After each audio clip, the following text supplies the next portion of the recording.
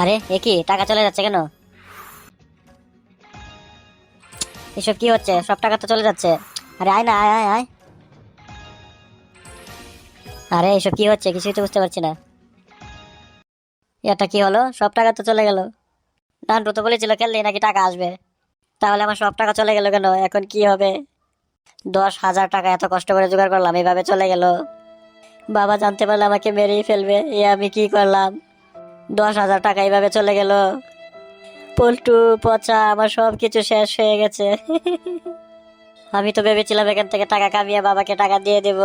এখন আমার কি হবে?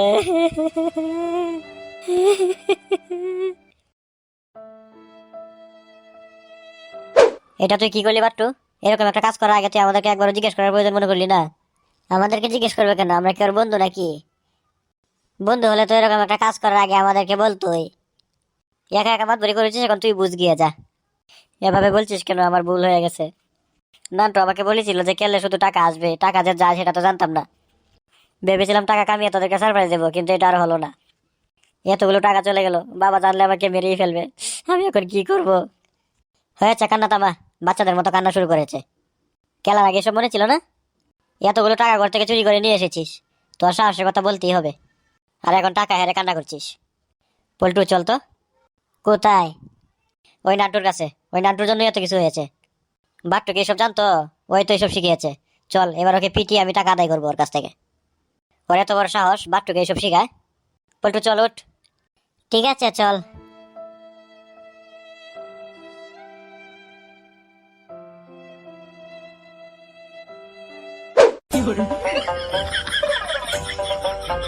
কাকু কয়টা টাকা দিয়ে যান।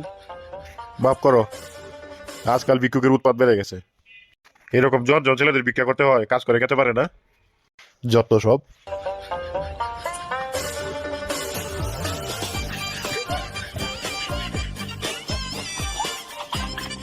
কিরে বাট্টু, তুই না বলেছিলি ওই লাখ লাখ টাকার মালিক 5 লাখ টাকা দিয়ে মোটরসাইকেল কিনেছে?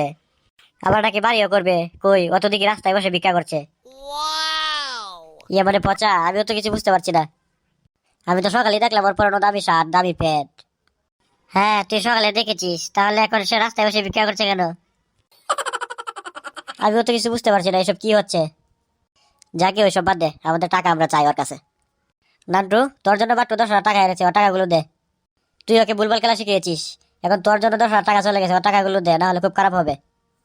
ওর টাকা আমি কোথা থেকে দেবো? দেখছিস না আমি তো রাস্তায় বসে ভিক্ষা করছি।